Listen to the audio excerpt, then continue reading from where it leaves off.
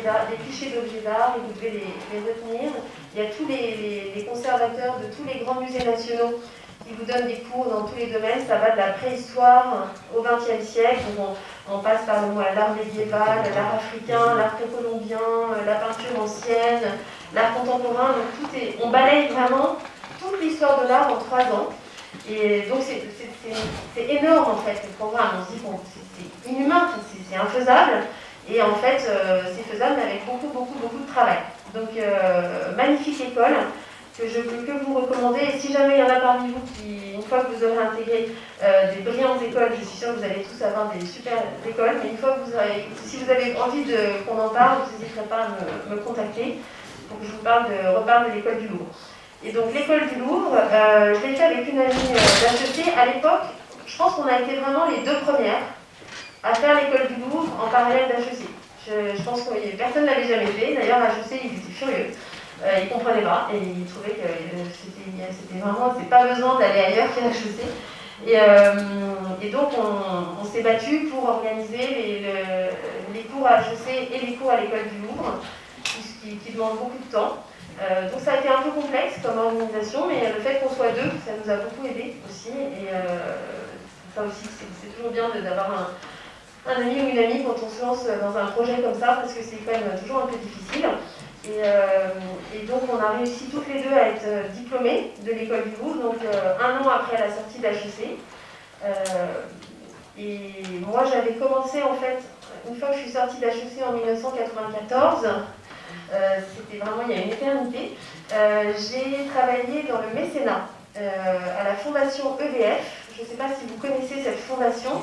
C'est une fondation qui est dans le 6e arrondissement, à côté du Bon Marché, dans une petite impasse qui s'appelle l'impasse Récamier, et qui fait des très belles expositions sur. Il y a 3 domaines d'intervention: art contemporain, nature et action sociale.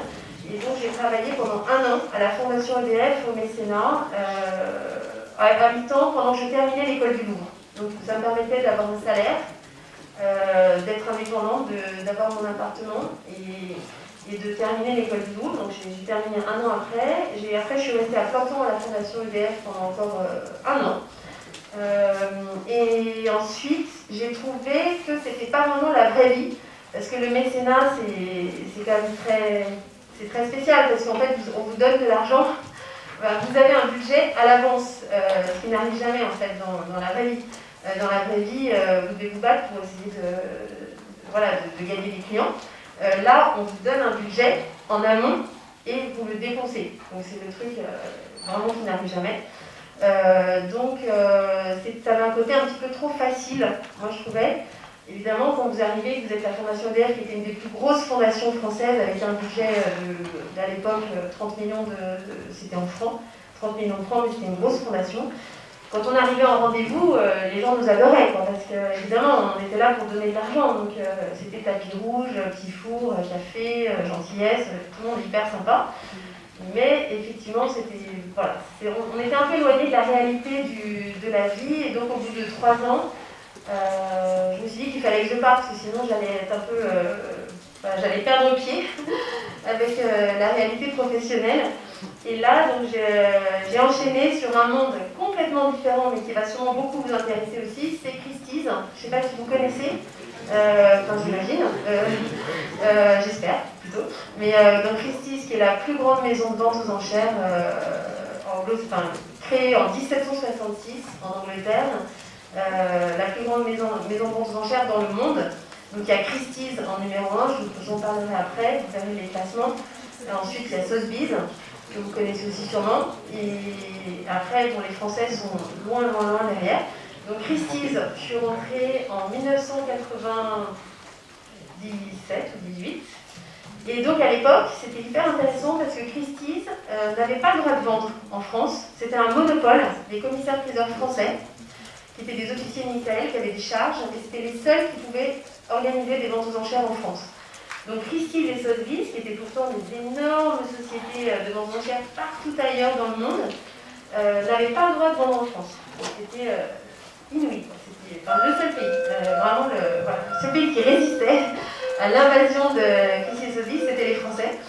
Donc il y a la présidente de Sotheby's à l'époque, qui s'appelait la princesse Laure de Beaubeaufort, qui était une femme exceptionnelle, qui a déposé un recours devant l'Union européenne, atteinte à la liberté de la concurrence, qui a attaqué en fait ce monopole des commissaires-priseurs français. Elle est allée dans un procès, ça a été très très long, et elle a réussi à faire tomber ce monopole des commissaires-priseurs français et à autoriser les maisons de vente étrangères, donc Christie's, Sotheby's, à tenir des ventes en France.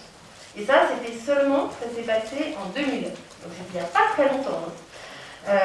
Et donc, moi, j'étais à ce moment-là, je m'occupais de la communication et du marketing de Christie's. Et je me suis donc occupée d'organiser les premières ventes de Christie's en France.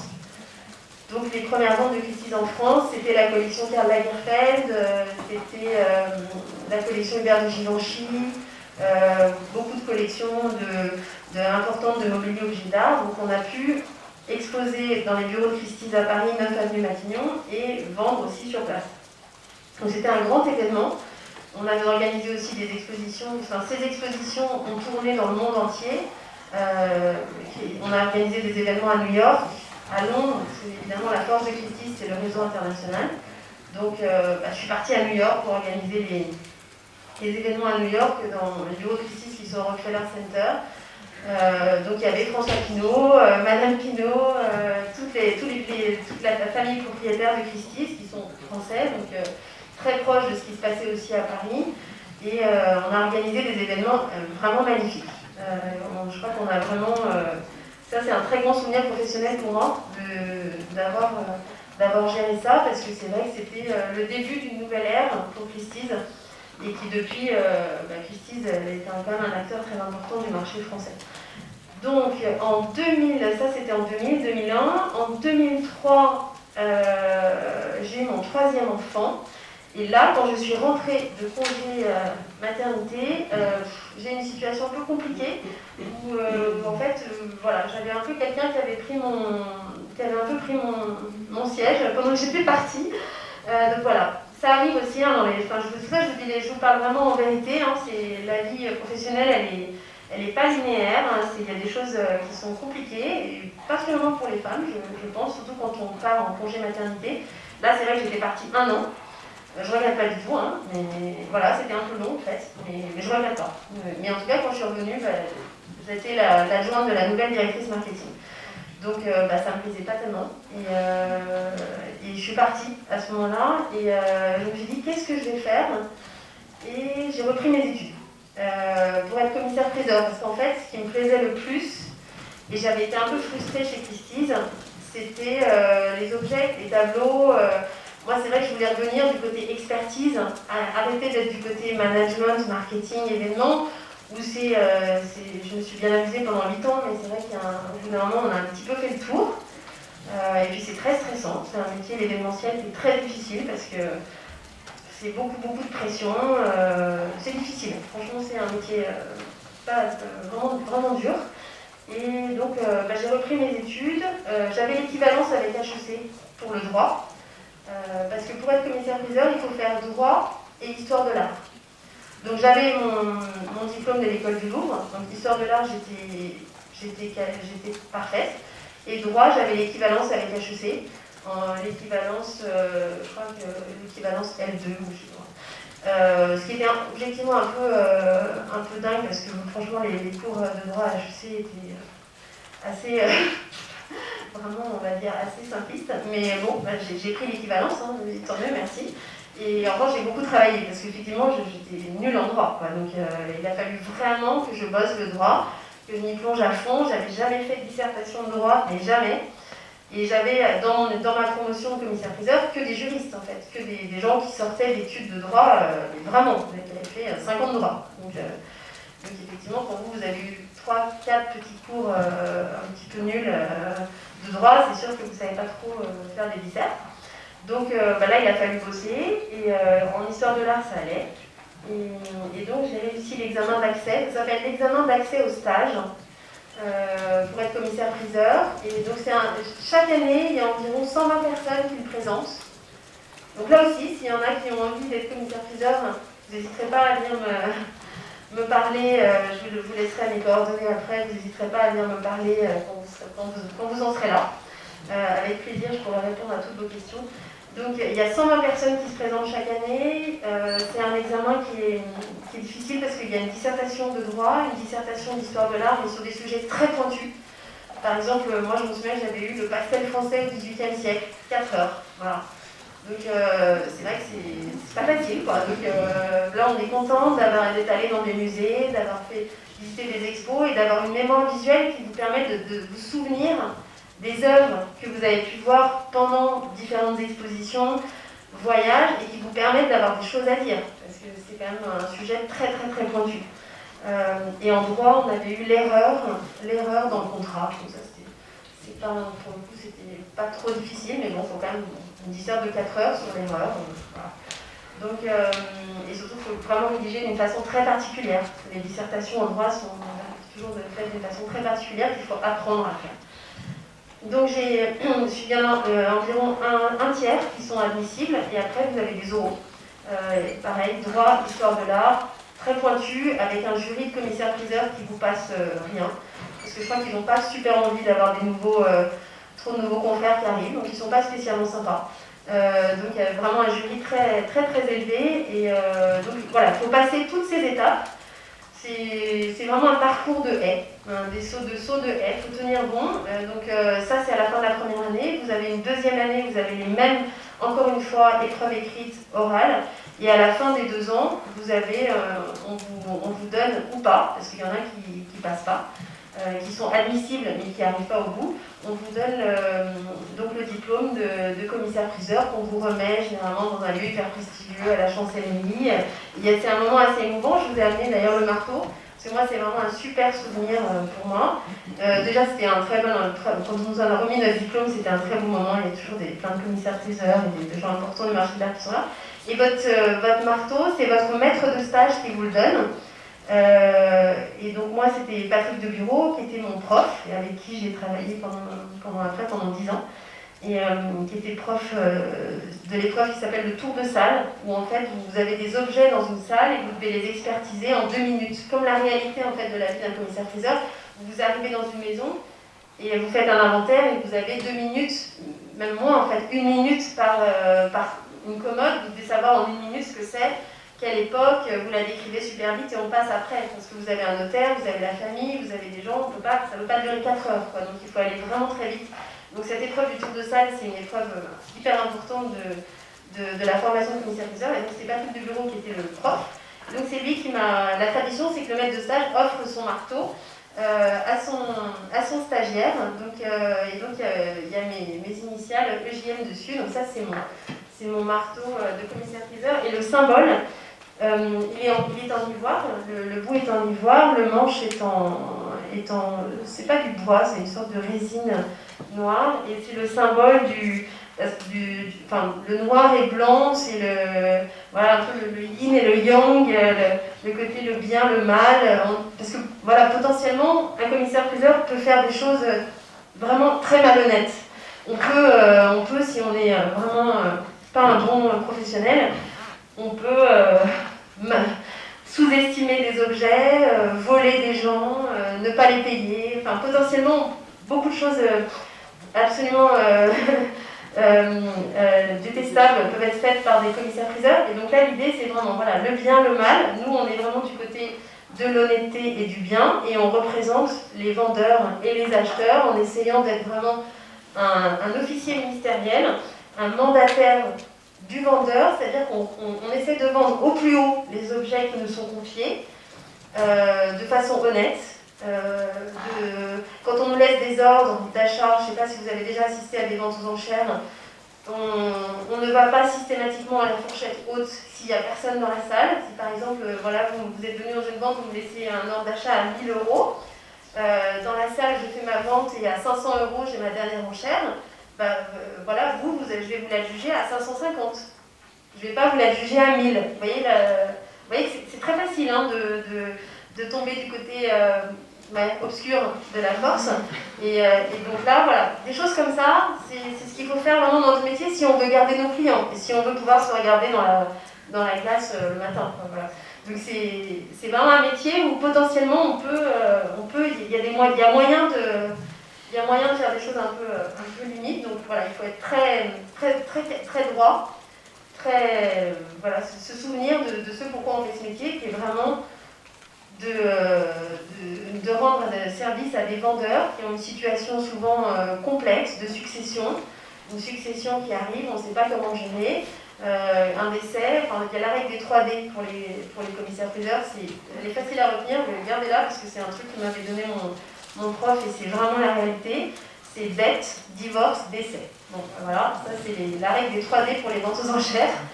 C'est comme ça que la plupart des biens arrivent dans les ventes. Donc c'est quand même toujours une situation, on a en face de nous quand même souvent des gens qui sont quand même dans une situation de fragilité.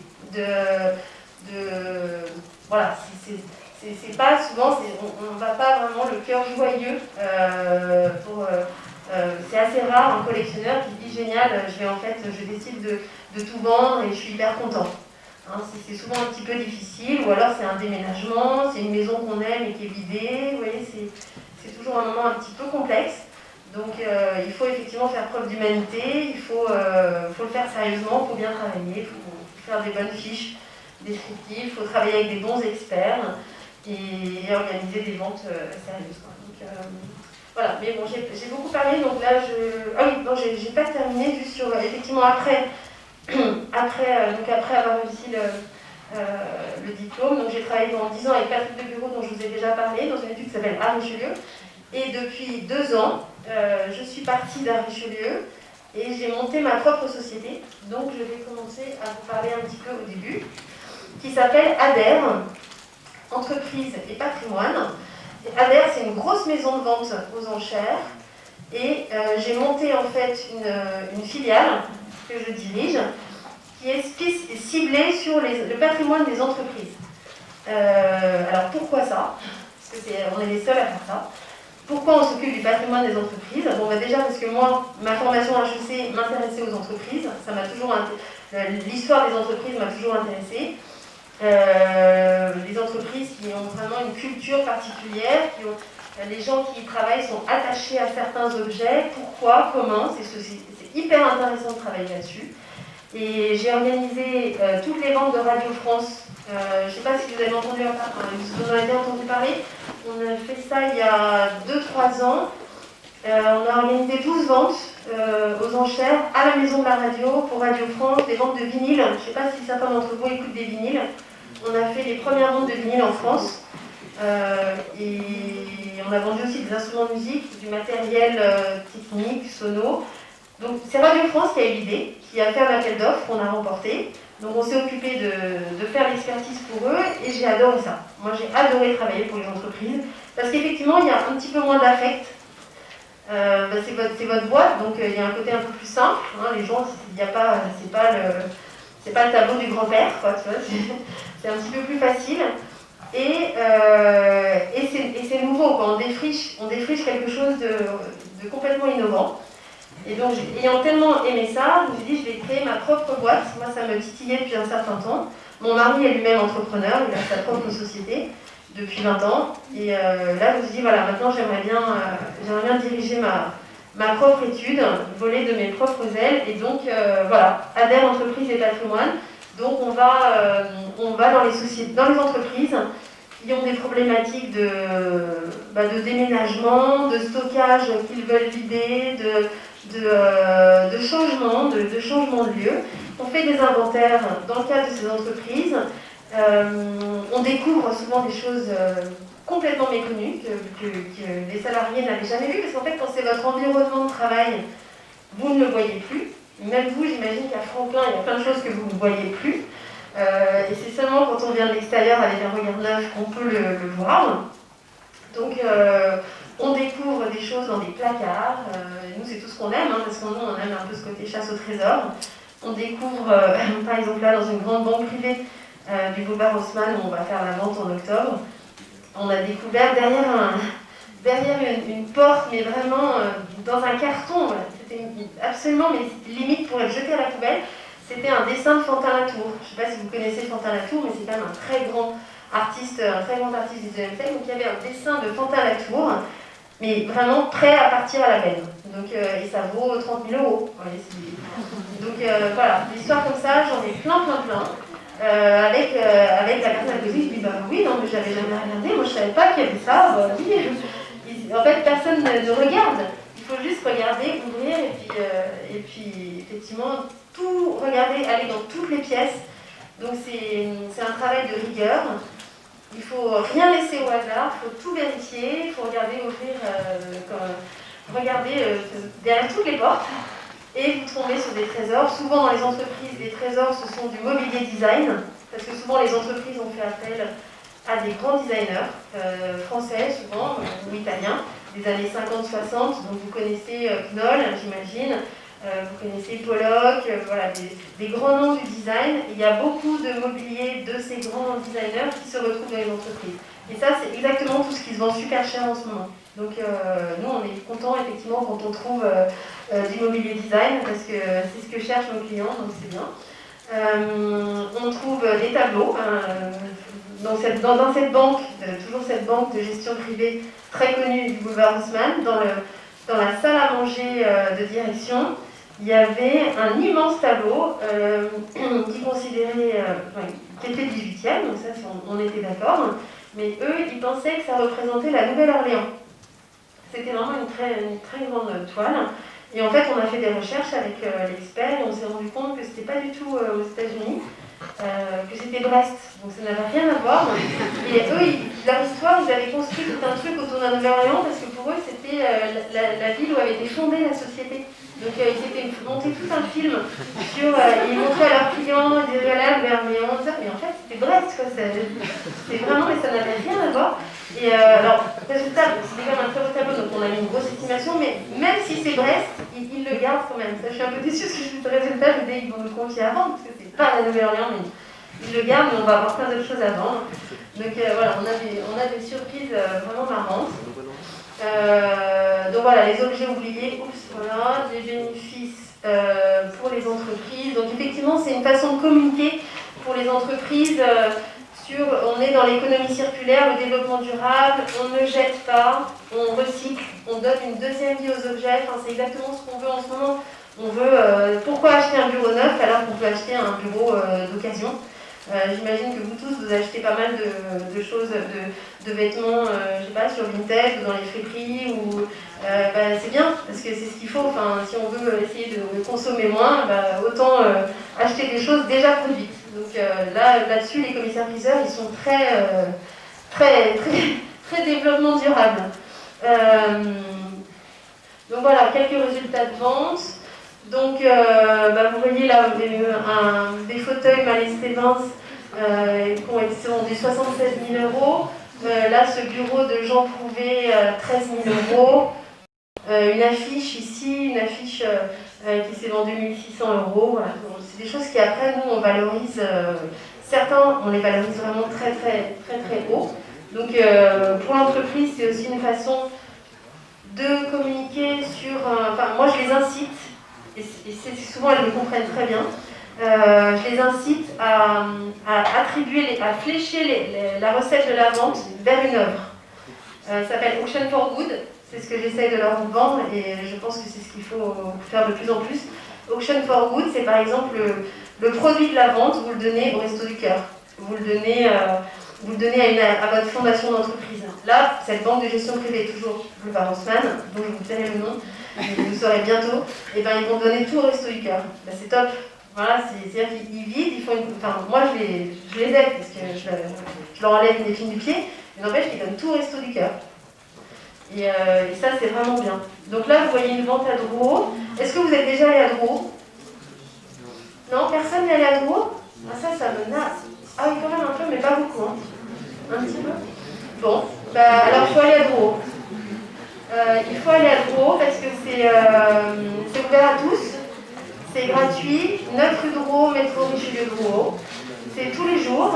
Le week-end, souvent, c'est fermé. Donc c'est ça que là, en ce moment, vous n'avez sûrement pas le temps. Mais vous pouvez suivre les ventes sur internet, regardez un petit peu, il y a un site qui s'appelle Drouot Digital. Vous pouvez suivre les ventes en live. Et donc vous pouvez voir vraiment, vous voyez le commissaire-priseur, et c'est comme si vous étiez dans la salle. C'est vraiment Vous pouvez comme ça regarder un petit peu, voir un peu l'ambiance des ventes aux enchères. Et vous avez un autre site qui vous permet aussi d'accéder à toutes les ventes en France, c'est Interenchères. Donc je vous invite aussi à regarder ce site et à vous connecter en live. Si vous voulez faire une petite pause, connectez-vous à une vente à Saint-Malo, à une vente à Marseille. Enfin, franchement, c'est hyper sympa. Et vous voyez les choses passer, vous voyez les enchères. Vous êtes dans la salle, ça vous fait voyager pour pas cher. Bon, là, moi, je suis pas dans une émission, je sais pas si... Enfin, je sais que vous la regardez pas parce que c'est une émission qui est pour les gens très âgés. Vous connaissez la Sarkozy? Oh là là, je suis hyper fière. Ah non, je connais que personne ne connaîtrait. Ah bah, franchement, c'est que des gens qui sont très âgés. Qui sont vraiment hospitalisés, quoi, oui, qui regardent à l'hôpital, vous voyez, sur leur lit. Non mais c'est vrai que vous regardez vraiment ça. Non mais quand même, quand vous regardez, à quel moment? En fait? C'est dingue. Donc je passe sur Affaires conclues depuis janvier. Donc je suis la nouvelle copine de Sophie d'avant. Ça c'est vraiment chouette. Non mais bon, elle est assez sympa quand même, en vrai. Enfin, hyper sympa. Assez sympa. Et donc voilà, je suis dans l'équipe des commissaires priseurs d'affaires conclues. Ça c'est une nouvelle expérience. C'est aussi un petit challenge. Bon, c'est pas évident de passer à la télé, franchement, c'est pas très facile. Moi je le fais. Là j'ai fait mon premier prime. Si vous pouvez regarder en replay, je suis passée dans mon premier prime au château de Chantilly mardi, le spécial patrimoine. C'est une très belle émission, si vous pouvez la regarder, elle est pas mal. Sur spécial pop culture. Donc c'est passé mardi et il y a 2 millions de téléspectateurs, donc c'est vrai que c'est un truc de dingue cette émission. Et il y a des gens qui me reconnaissent dans la rue quand même. Enfin, le truc qui m'est jamais arrivé. Donc je fais les courses et il y a des gens qui viennent me voir. Donc c'est assez marrant. C'est assez marrant à vivre. Alors, on va parler maintenant du marché de l'art. Alors, les chiffres du marché de l'art, des ventes aux enchères. Je vais mettre là pour voir mon écran, ce sera plus. Alors, donc il y a, vous avez les chiffres, vous avez tout mis là. Vous avez 3000 maisons de vente dans le monde, donc c'est quand même énorme. Un montant de ventes aux enchères de 25 milliards d'euros, les ventes aux enchères dans le monde. Et il y a 15 milliards d'euros, c'est-à-dire 59% qui sont détenus par les 20 premières maisons de vente. Donc c'est vraiment voilà, il y a quand même les plus grosses, c'est-à-dire Christie's, Sotheby's, Philips, les maisons de vente chinoises, je vous en parlerai. Elles trustent 59% du marché.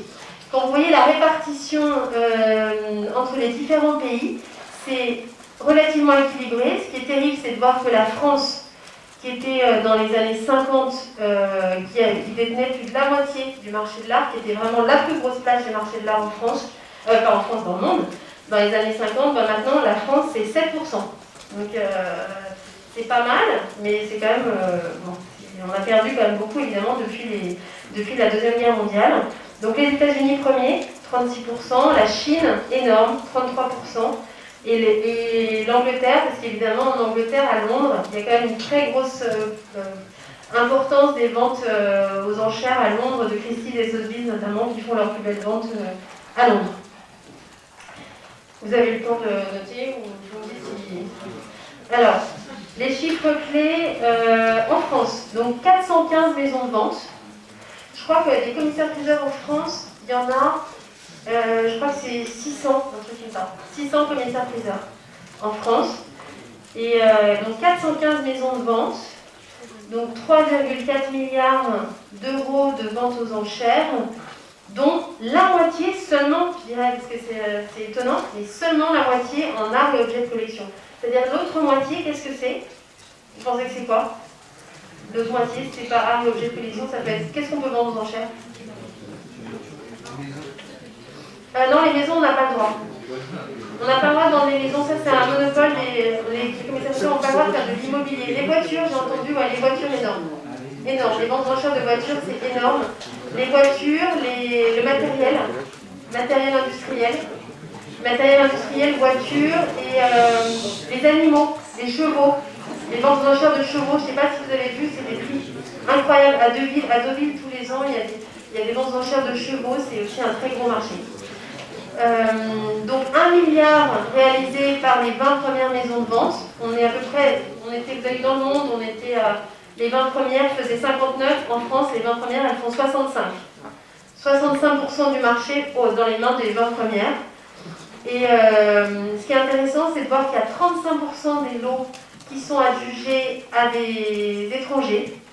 Et ça, moi je me rends compte parce que je fais beaucoup de ventes en ligne. Et on a des acheteurs du monde entier. Mais du monde entier. Là, par exemple, je lis le siège de la région de France, qui est rue Barbéjoui. On a tout l'idée, tout est en ligne en ce moment, vous pouvez aller jeter un œil. À la limite, je ne sais pas s'il y a un site internet là-dessus, je pourrais vous montrer. Mais, et là, j'ai plein d'acheteurs étrangers. J'ai des gens à Hong Kong, à Shanghai, pour acheter un bureau, quoi. Un bureau de la région de France. Mais c'est fou, je me dis, mais comment je vais faire, comment ils vont faire, parce qu'après, il va falloir leur expédier et tout ça. En tout cas, ils adorent. Les Chinois, ils adorent acheter dans les ventes à Paris. Donc, beaucoup d'acheteurs étrangers et 36% des ventes au total réalisées sur Internet. C'est-à-dire qu'il y a, ça c'est un gros changement, c'est qu'effectivement maintenant 36% des ventes aux enchères se font complètement en ligne. Et heureusement, je vais vous expliquer qu'avec le Covid, ça nous aura quand même bien aidé. Alors, les acteurs du marché de l'art dans le monde, donc je vous ai parlé de Sotheby's, enfin je vous ai parlé de Christie's, mais en fait le leader en ce moment c'est Sotheby's, qui est premier, mais chaque année ça bouge. Il y a Christie's devant une année, Sotheby's une autre, ça n'arrête pas d'évoluer, mais en gros les deux, c'est toujours un duopole Christie's-Sotheby's. Donc Christie's deuxième, Philips, donc après on voit arriver les Chinois, China Guardian, Polygroup Hong Kong, Rombon Auction en Chine, Beijing, Séoul, Corée et Chine. Donc en gros, vous voyez, l'Asie est en train de monter d'une façon incroyable dans les ventes aux enchères. Mais il y a quand même encore les trois maisons classiques anglo-saxonnes qu'on connaît qui arrivent à tenir, Sotheby's, Christie's, Philips. Donc moi, la maison avec laquelle je travaille s'appelle Adair. C'est la 7e maison de vente française. Elle est leader notamment pour la vente de tableaux. Adair, c'est vraiment la plus grosse maison de vente en France pour la vente de tableaux.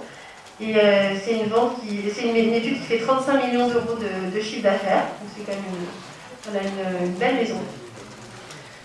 Il y a 30 personnes qui travaillent chez Adair. Alors, l'impact du Covid-19 sur le marché des ventes aux enchères dans le monde. Donc, en fait, les ventes ont chuté de 97%. Donc, voilà, 97%. Chez Christie's, Sotheby's et Philips en mai. Donc, c'est passé de 2,9 milliards de dollars à 93 millions de dollars. Donc, c'est la plus faible somme qui ait jamais été enregistrée dans la base de données des enchères publiques qui existe depuis 2007. C'est jamais arrivé, vous avez vu là. Vous voyez le tout petit. Ça, c'est voilà. Ça, c'est juste jamais vu. Donc, c'était vraiment minuscule. Donc, il y a eu une chute de 97%. Et en revanche, le Covid-19 a vraiment accéléré ce qui était déjà en train de monter très fort, mais ça a accéléré les ventes en ligne. Je ne sais pas si vous, pendant le confinement, vous avez été un petit peu regardé du côté des ventes aux enchères en ligne. Vous n'êtes peut-être pas dans la cible encore, mais en tout cas vos parents sûrement. Parce que nous, on a gagné plein de nouveaux clients. Il y a plein de gens qui, en fait, avaient peut-être un peu plus de temps. Ou aussi, ont mis de côté, je pense, un petit peu avec le confinement, les voyages qui s'arrêtent, les restos, tout ça. Il y a des gens qui ont pu mettre un peu d'argent de côté et qui ont acheté beaucoup en ligne. Il y a aussi je pense une autre raison qui explique le succès des ventes aux enchères en ligne, c'est le fait que les gens se sont retrouvés chez eux. Et donc, il y a eu un côté de se dire, attends, je suis chez moi, mais c'est moche chez moi, quoi, tu vois. Et donc, je voudrais bien, là, c'est vrai que si j'avais un truc, ce serait quand même mieux. Peut-être une lampe ici, un canapé. Et en fait, ça a marché. Toutes les entreprises de mobilier ont eu un boom, mais énorme. Une entreprise, je ne sais plus comment ça s'appelle, une entreprise. Voilà. Tu vois, ils ont explosé en ligne. Et Milibou, voilà, une marque que je ne connaissais pas, Milibou, ils ont fait plus 400% pendant le confinement. Et donc nous, on l'a aussi vécu, c'est-à-dire que des gens vraiment chez eux qui disent j'ai envie un retour un peu au côté cocoon. Je suis chez moi, je veux que mon chez moi soit plus joli, et donc je vais acheter en ligne. Et c'est vrai que quand on achète en ligne, ça coûte quand même beaucoup moins cher que d'acheter neuf, donc c'est pas idiot. Donc il y a eu 436% d'augmentation, c'est inimaginable, hein, pour les ventes en ligne par rapport à la même période en 2019, 436%. Et les ventes en ligne, ça a été 28% du total des ventes, contre 1% normalement en 2019. Donc en fait, tout le monde a vendu en ligne, mais moi la première. Hein. Tout le monde, on a tous basculé nos ventes. Moi j'ai fait 3 ventes en ligne pendant le confinement, tout le monde a fait pareil. Toutes nos ventes qui étaient prévues, on les a mises en ligne et ça a cartonné. Ça a juste cartonné. Donc en fait, nous on fait partie des gens on a pu rebondir en fait sur les difficultés quand même économiques que tout le monde vit avec le Covid. Nous, le côté positif, c'est vraiment les ventes en ligne, avec un repli vers les ventes en ligne. Donc les ventes en ligne, c'est très facile pour enchérir. Donc soit vous saisissez directement le montant de l'enchère sur la plateforme, soit vous laissez un ordre d'achat et la plateforme enchérit pour vous jusqu'au montant de l'ordre d'achat. Enfin, c'est comme une vente traditionnelle, sauf qu'évidemment tout est digitalisé. Et la seule chose qu'on vous demande, c'est d'être majeur et de soumettre une pièce d'identité valide. Et donc c'est vraiment hyper facile d'accès.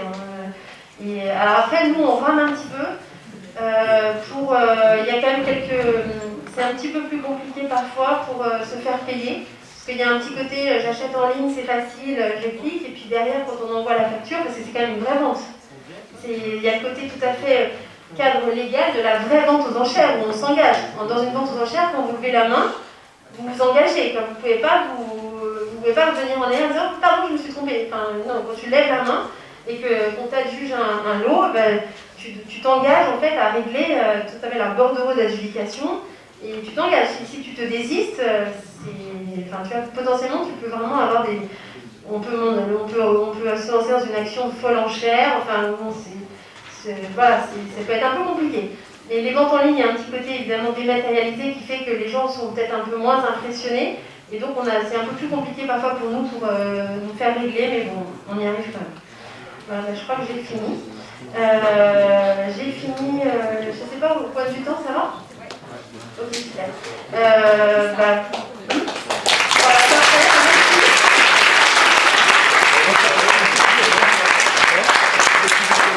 Si vous avez des questions, n'hésitez pas. On a quelques minutes pour des questions. Est-ce que vous avez des questions sur... Oui. Alors, parle bien fort, parce que sinon, je ne vais pas.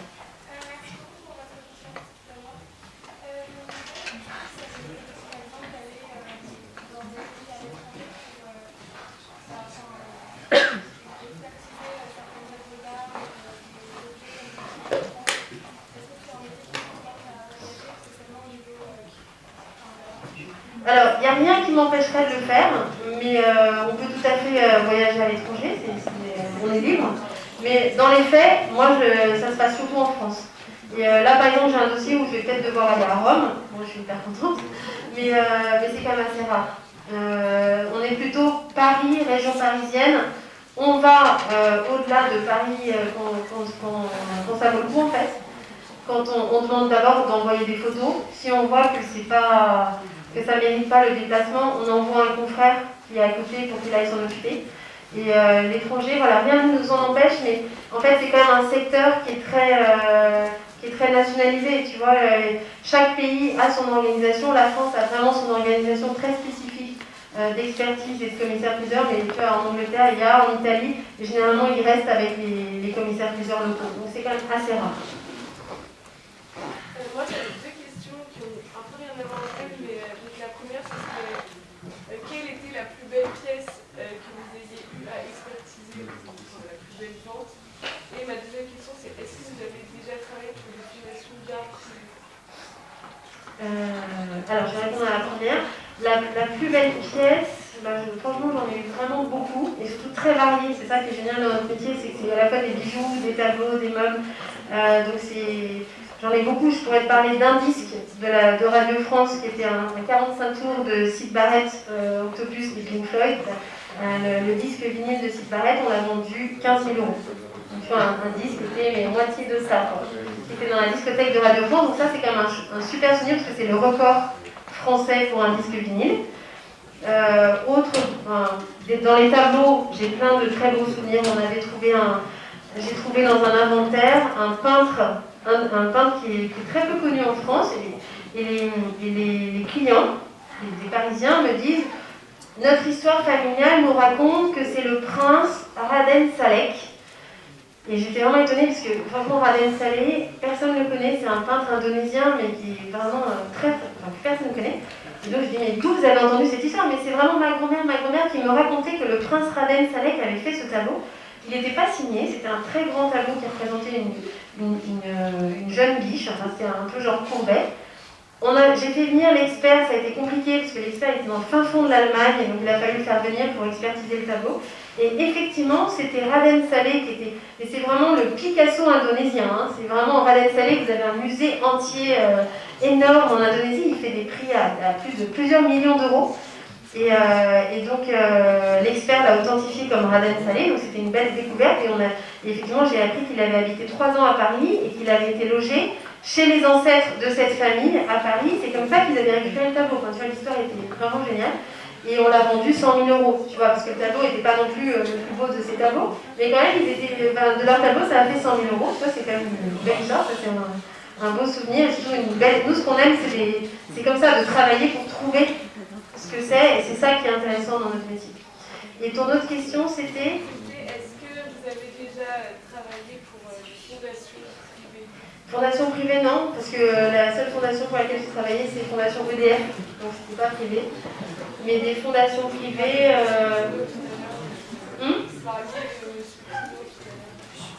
Oui, Monsieur Pinault, je crois, il a sa fondation à Venise. Mais voilà, j'ai travaillé moi pour Christie's, mais il a tellement d'entreprises, mais j'ai pas travaillé pour sa fondation privée à Venise. Et non, j'ai jamais fait, mais je pense que là, il va ouvrir, François Pinault va ouvrir son nouveau... donc Bernard Arnault a fait ce que vous connaissez tous, et j'espère que vous êtes allés à la fondation Louis Vuitton dans le Bois de Boulogne, c'est magnifique. Et donc François Pinault va ouvrir à la Bourse de Commerce, je crois début 2021, les travaux ont l'air sublimes, l'exposition de sa fondation à lui, à Paris. Donc ça arrive, hein, c'est début 2021 et ça va être, je pense que ça va être vraiment magnifique. Le lieu est très très beau, ils ont fait une rénovation architecturale incroyable, c'est la Bourse de Commerce de Paris, qui va être la collection François Pinault. Mais voilà, j'ai hâte d'y aller, mais je n'ai pas travaillé pour là-dessus. Est-ce qu'il y a d'autres questions?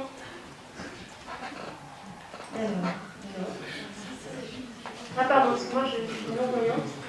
Vas-y.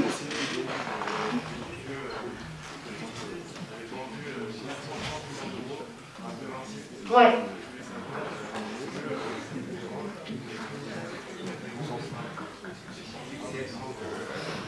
Alors, franchement, oui, je comprends ta question, parce que c'est vrai que ces chiffres, ces montants sont... ça ne veut plus rien dire en fait, ça ne veut vraiment plus rien dire, et je la comprends d'autant plus que le tableau, en l'occurrence, dont tu parles, de Léonard de Vinci, c'est un tableau qui est très controversé, où en fait, il n'a sûrement pas été peint entièrement par Léonard de Vinci. Il y a beaucoup sûrement de son atelier qui ont collaboré. Et donc il y a tout un côté un peu sulfureux autour de ce tableau qui a été acheté a priori par l'émir du Qatar ou de Dubaï, que plus personne n'a revu d'ailleurs depuis qu'il a été acheté. Et effectivement, il faut quand même réaliser quelque chose, c'est que le marché de l'art, on n'est pas dans le monde des bisounours, c'est surtout de l'argent. Donc il y a effectivement, je vous ai parlé moi de mon côté que j'aime, économie circulaire, développement durable, petit prix, on achète des choses pas chères, etc. Voilà, ça c'est ce que je fais moi. Mais effectivement, les tableaux à 435 millions d'euros, là c'est vraiment des gens qui en fait font des investissements, enfin c'est une façon en fait de dépenser son argent, pas forcément toujours bien acquis, mais il y a quand même des gens qui ont beaucoup d'argent et qui achètent des œuvres d'art. C'est une façon aussi de montrer sa richesse. C'est une façon entre entre milliardaires, on se bat à coût d'achat à plusieurs centaines de millions d'euros. Et c'est vrai que ça a un côté perturbant, je le comprends, mais c'est la réalité. Et c'est vraiment l'art contemporain qui fait beaucoup ça. L'art contemporain, c'est celui où vraiment les collectionneurs vont le plus dépenser à coût de dizaines de millions d'euros.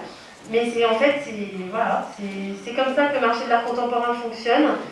Et il y a des gens qui en profitent. Mais c'est effectivement des sommes qui sont abyssales. Donc voilà. C'est la réalité du marché. Est-ce qu'il y a d'autres questions? Non? Bon, ben voilà, je crois qu'on a terminé. Ah, c'est bon? Merci. Bah écoutez, merci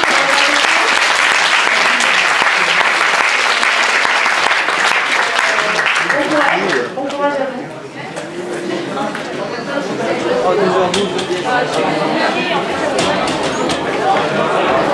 Tu manges au foyer ou quoi? Bonjour à tous, les EC1, on se retrouve à 13h au premier étage dans votre amphi, dans le ok 13h, merci. Pour la FHS.